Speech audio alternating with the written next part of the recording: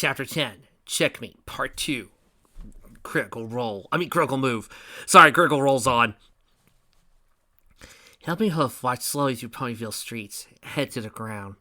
He didn't care about the rain. He barely cared about anything. Checker was in the lair she made for the Diamond Dogs, temporary as it may be. Well, Trixie effectively ruined. She had bigger plans. Plans Helping Hoof knew he simply had to help with the little worthless blank flank he was. And he hated himself for it. I walk a lonely road, the only one that I've ever known. Don't know where it goes, but it's home to me, and I walk alone. Trixie telekinetically moved a large rock up against another one, using several other small rocks to support it, to ensure neither would fall. As he crawled inside and looked up at the cloudy sky, and growing strong, she gave a shiver. The temperature was dry.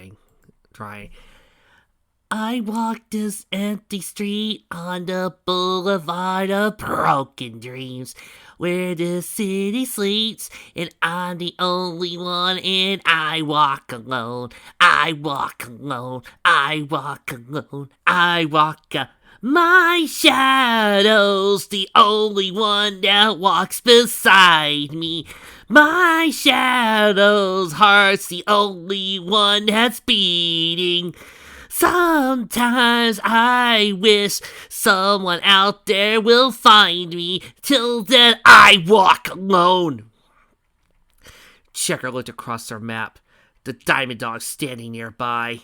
The secret side of me, I never let you see. I keep it caged, but I can't control it. So stay away from me, this beast is ugly. I feel the rage and I just can't hold it. It's scratching on the walls, in the closet, in the halls. It comes awake and I just can't control it. Hiding under my bed, in my body, in my head. Won't someone come and save me from this? Make it end.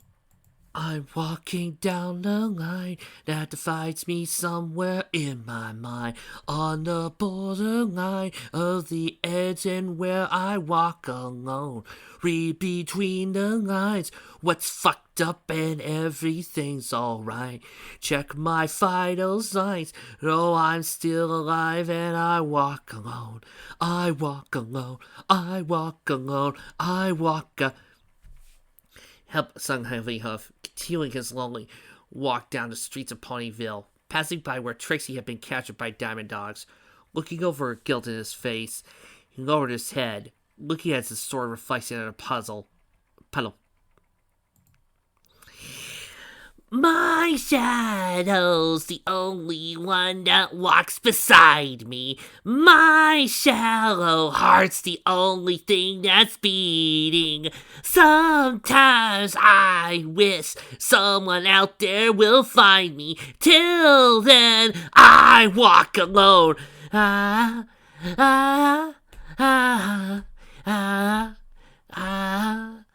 walk alone. I walk alone. I walk this empty street on the boulevard of broken dreams, where the city sleeps, and I'm the only one, and I walk alone.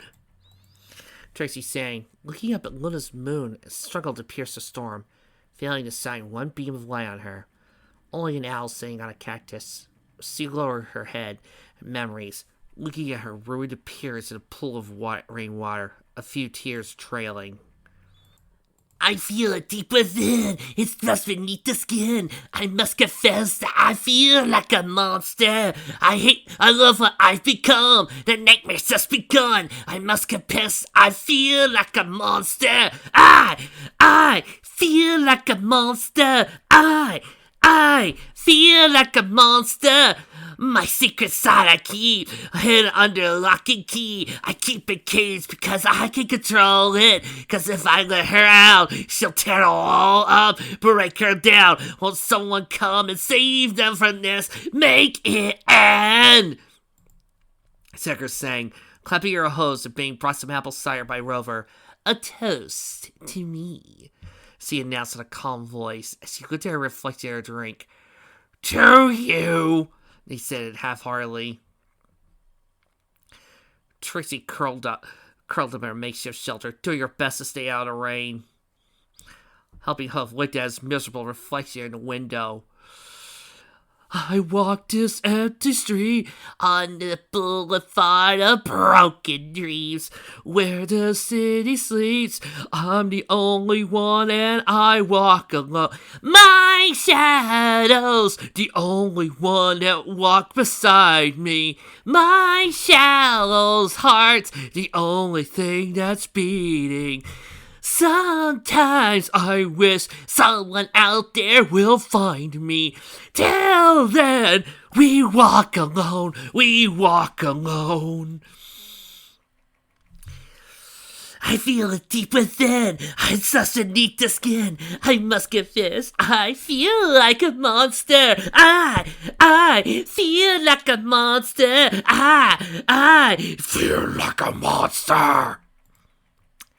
You know, if we were monetized, this would slow ruin us. We would so get hit by the copyright bots.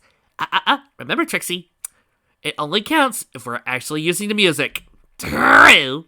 So, we cheated. Hoof turned away, then looked thoughtful before looking back. He finally gave a somewhat determined look. Twa, I just don't like a lick of science, Applejack said, looking concerned. I mean, martial art fruit user seems very happy.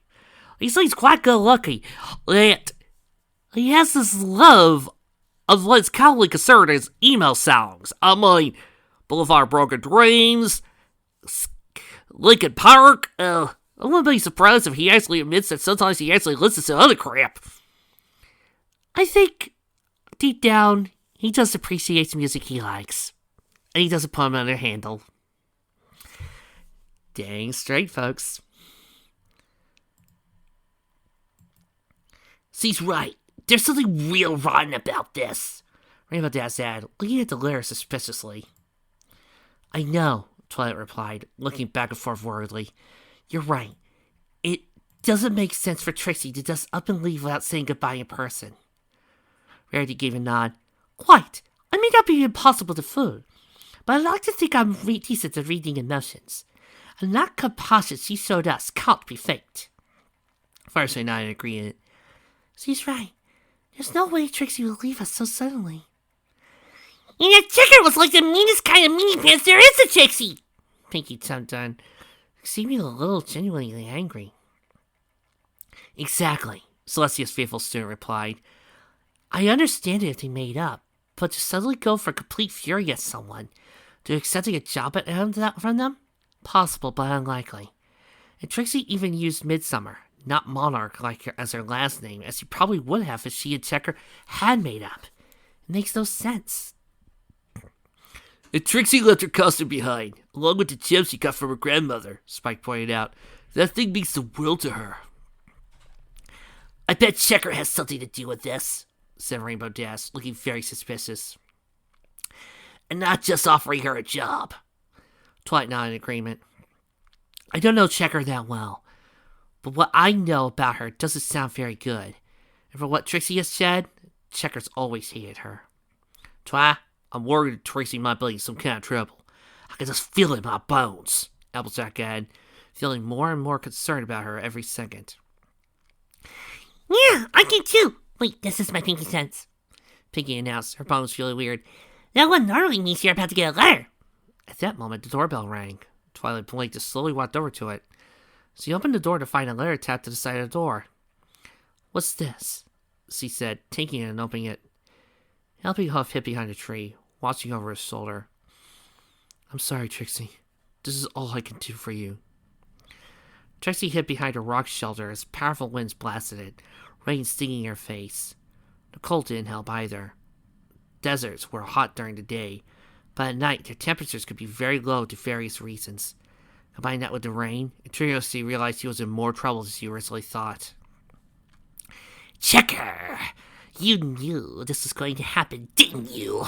She muttered, not putting it past her devious sister for a moment. She knew now what was happening. The area she was right, the path of the tropical storm, set to clean up Dr. Discord.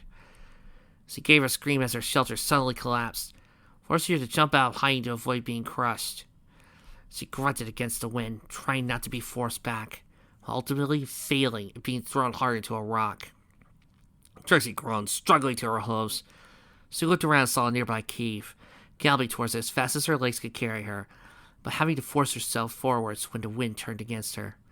Panting, she collapsed on the cave floor, shivering heavily and dripping wet. It was even colder in the cave, but it was now in the wind and rain. After catching her breath, she looked out into the storm.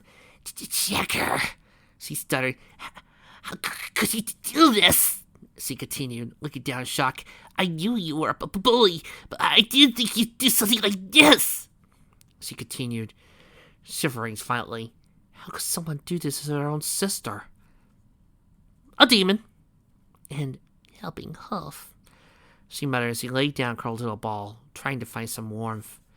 She was so cold. "Twa, did we have to take this old wooden chariot?" asked Applejack over the wind. The group riding in a wooden chariot with Rainbow Dash, Fireside, and Ditsy pulling. Rainbow Dash at the front with the other two mares behind her. Thankfully, the chariot at least had a covering to protect them from the rain. And all three Pegasi pulling the chariot were used to high winds and rain from working on the weather team. The CMC were also present, having absolutely refused to be left behind when it came to their friend's safety. Then, when they had been forbidden from coming and left behind, they stuck aboard and hadn't been found until they were far too out to turn back. "Yes! This storm could tear the balloon apart, and the metal chariot risks being struck by lightning," Twilight replied, looking down at the ground below. "Thanks for coming on such a short notice, Ditsy." "Trixie's my friend, too," replied Ditsy with a smile, but physically breathing heavily, as was Fireside. "If she needs me, I'll help." "And besides, for some odd reason, I feel it too. Carrot's right. We're all there. All of us. For some odd reason, the five of us just feel this bond with Trixie." Oh man, I am a single universe, aren't I? "When how am I going to find Trixie down there?" Rarity called back, looking at the ground below. "I don't know," Twilight muttered. They had been searching for several hours now and nothing. She knew the Pegasi were getting in trouble, tired. Rainbow was doing their best to avoid showing it. Twilight began to wonder if the note was even telling the truth. "Just keep calling for her. I'll think of something." "Let us try," Skillet stated in a serious tone, as the two came up both sides, Twilight telekinetically holding on to them. Every pony secretly covered their ears. Trixie had tears coming running down her cheeks as her shivering got worse. Was she going to make it through this? She could either freeze, waterlogged in the cave, or take their chances out in the high winds and rain where it was a little warmer. Either of which could mean game over for the show mare, and she knew it. "Well, at least at this house it is, and I saved my friends," Trixie said with a small smile. "Trixie!" Trixie yelped and jumped almost to the ceiling. "What the? Trixie, where are you?" He yelled again, desperately. "What? But how?" Trixie asked, heading out to the front of the cave at a stumbling pace as the calls continued. "Twilight, assuming Trixie hears us, how is she supposed to let us know she does?" Rarity asked, uncovering her ears briefly as the CMC caught their breath. Twilight blinked. That's a good question," she said, trying to think of what to do. Didn't hit her. She went up front and concentrating, setting up some small fireworks. They came for me?" asked Trixie, dumbfounded. But how?" she asked, confused. "They don't know I'm out here, so how? But they don't know how I'm out here. That has to mean..." Her thoughts were distracted by a fireworks display. The fireworks spell?" the showmare muttered, thinking about the situation she was in. Would them finding her really make things worse? They already knew she was out here. Therefore, they probably knew too much about Checker's taste as it was. Trixie stood up, concentrating, but her magic fizzled out. "I'm so cold," she stuttered, still shivering. Even moving was beginning to make it difficult. She shook it up and concentrated again, the spell spurring out a second time. She growled and tried a third time, putting all of her remaining energy into the spell. sending out several fireworks outside the cave. She panted, holding her hoof to her head and thorns throbbing. "There she is!" yelled Twilight, seeing Trixie's fireworks, relief flowing through her as she saw them. Rainbow Dash nodded and descended down towards Trixie's location. You know what's odd? Even with all the action-packed fics I've read, the adventure stories and all that, this right here is still one of the most intense, exciting moments out there. And weirdly enough, this whole moment matches the show completely, and I love it. Yeah, it doesn't have any awesome magical battles or sword duels or stuff like Immortal Game or gunplay like Fallout Equestria, but this moment right here feels so show-like. It's great, and I love it for that. Proving that you don't need action and adventure to make a good, thrilling scene. Trixie slowly stepped out from the cover of the wind and rain, shaking heavily, obviously worn out. "You came for her." Before she could finish, 2 earth ponies, 2 unicorns, 3 fillies, and a baby dragon had tackled her. Clump! The 3 Pegasi only delayed by getting out of their harnesses. "Okay, one other Pegasi. Come here, Trix." Trixie's eyes filled with tears as she returned the embrace, the heat of it warming her freezing body. In a few moments, she recovered enough, both from the cold and the shock, to reply properly. How did you... It's a long story. I'm just glad we found you," Twilight replied, giving Trixie a relieved smile and putting up a barrier spell to give them some protection from the storm. "We'll explain later. We need to get back. The storm is getting worse." She called over the roaring wind, so you could tell Trixie was freezing. She might even be in the early stages of hypothermia. They had to get her warmed up, and quick. "But Checker told Trixie that..." Checker lied! "What? I don't know. The note said you'd know what that meant." Trixie gasped, looked rather guilty. "But Trixie thought..." "Please take Trixie home. Trixie just wants to go home." Trixie and their group were in Fluttershy's college. It was seemed the best place to hide Trixie, as it was the most remote. After making sure Trixie was okay, Derpy headed home to Dinky, and promised to help if she was needed. The CMC had wanted to stay up, but being fillies, exhausted had gotten the better of them, and they were asleep in Fluttershy's bed upstairs. 1, 2, 3, aww! Sakura was also present, examining Trixie. They didn't want to take Trixie to Ponyville and risk letting Checker know that she was there, so Sakura was the closest thing to a doctor they could get at present. Angel, Winona, Aloysius, and several Fluttershy's animals were also presently outside, though under the cover to protect them from the rain, secretly keeping watch to make sure no one was spying. It was hard to escape an animal's notice than ponies. Gummy meditated. "Hey, he's Gummy. What do you expect?" Trixie doesn't know what to say," Trixie said, tears in her eyes as she snuggled into the warm blanket she was bundled in next to the roaring fire. She gently sipped a cup of hot cocoa to held in her hooves, being she was still too weak to use magic at the moment. She probably mostly recovered by morning, but for now she was just happy to be alive. "You braved the tropical storm to save Trixie." Applejack put a hoof on the mare's shoulder with a friendly smile. "Trixie, you're our friend. We ain't ever leaving a friend when we think they're in danger. I know better than that a lot of ponies," she said, blushing but a bit, remembering the incident at the rodeo. However, she thought Ponyville would be ashamed for her for not coming in first. "Yes, though I wish some pony had remembered to come back on that adventure," Meredith said, glaring at Rainbow Dash. "I said I was sorry, and you magically locked me in a driven filly dress every day for a week." "Open wide, Trixie, if you don't mind," said Fluttershy in a motherly tone, coming over and giving Trixie a spoonful of medicine when the unicorn accepted it. Trixie turned a little green in the face and swallowed a gag. "Ugh, thank you." "You're welcome. I'm sorry it tasted nasty, but with what you've been through, we have to be careful," Fluttershy replied, giving Trixie a warm smile. Trixie nodded, returning the smile. Trixie understands. Thank you. Sakura gave a nod. Trixie, that was a close call, but you shouldn't have any problems at all. A little rest, I believe, would be best. By the time Luna sets the moon, you should be good as new. Thank you, Sakura. The showman replied with a smile. Kaweri, Sakura. Zaweri, Trixie. Sakura replied with a smile and packed up and leaving. Trixie then looked at the note that had been delivered to the group after her kidnapping. Dear friends of Trixie, Trixie is in grave danger in the desert to the west of Ponyville. So he's in desperate need of your help. Please save her. A friend. P.S. Tell Trixie to check her line. She'll know what it means. P.S.S. Tell Trixie I'm sorry. What's it mean, Trixie?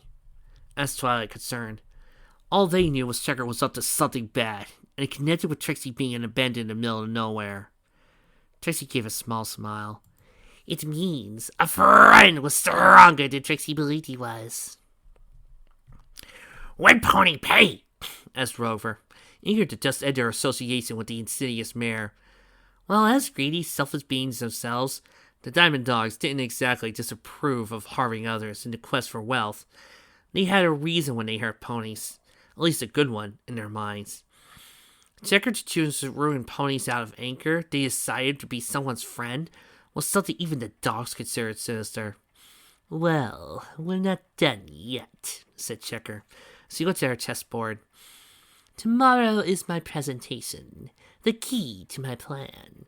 I need you three to be my bodyguards in case Trixie decides not to hold up her end of the bargain. When the presentation is over, I shall hand over the gems I owe you, and you'll never see me again. Rover nodded slowly, but didn't particularly trust her. So he just felt off. He could tell something was wrong. He began to fear for himself and his pack. Miss Monarch, Helping Host said, coming down from a box held in his magic. I retrieve your dress, just like you asked. Checker smirked, taking the box and opening it to find the dress rarity he had made her. Checker looked Helping Hoof in the eyes, making him sweat before giving a smile and returning away. Good. Perhaps you are not so worthless after all, Helping Hoof. Helping Hoof cringed at the remark, but Holden wasn't as correct as he once thought. So, what you're saying is that no good sister of yours kidnapped you, blackmailed you by saying she's going to destroy our lives, tricked you to lay her dump you in the middle of nowhere, about to be hit with a tropical storm? Elzak asked, giving a growl. And was the one that tried to get Rainbow hit with lightning? Trixie snarled, yes, that's exactly what she did. They lied about the outcome, and still intends to destroy your lives anyway. Trixie really should have seen that coming. She can't believe she fell for that, she said, looking genuinely upset with herself. Trixie would have let you all lose everything, thinking she did the right thing. That no good low down polecat, Applejack yelled, then blinked. No fine, Sally, she said to the skunk, who shrugged and went about her own business. You know, more and more I'm starting to realize why Sally became Trixie's pet. She's almost in a lot of these scenes with her anyway. How could she do that? Flashlight yelled, looking the maddest Trixie had ever seen her. She looked about ready to fly off and give Checker a good talking to. Flashlight, I know Checker's a big meanie, but right now Trixie needs help, Piggy Pie exclaimed, looking genuinely angry, but a bit calmer. She may have been weird sometimes, but even she could see Trixie's well-being was the most important thing right now. Flashlight calmed down low. You're right. Sorry. Now let me out! I'll turn you into a pony pretzel! Rainbow Dash yelled, trying to fly up to do just that. When Applejack caught her by the tail. Ow! Why is it always the tail? With her mouth and pulled her back. Now hold on, Sugar Cube. We all want to make Checker get what's coming to her. We can't just run off and beat her up, Applejack said, once he got Rainbow Dash to try to brush off. If we do, we'll play round to her hooves. Quite right. We need something smart. Now is no time for violence. There'll be plenty of time for that later, Reddy growled. That don't sound very ladylike, Applejack replied. It shall be ladylike violence. Right. We need to think this over before we not do something stupid, or Twilight bursts into flames, Trixie added, watching smoke rise off the furious Twilight's mane and tail. Spike blasted Twilight with a fire extinguisher, much to her annoyance. Alright, said Spike, looking equally mad. So what do we do? Send a letter to Princess Celestia and have her arrested? Trixie shook her head. No. Even she can't arrest Checker without evidence. Her detractors give her enough grief for her punishment she justifiably hooped out the Nightmare Moon in Discord. I know. That's our primary obstacle. We have no evidence. So long as she has that card in her hose, she can't touch her until without giving her the opportunity to sue us for libel. She said, trying over to a window, looking out carefully as to not be seen herself, getting it all clear from Aloysius.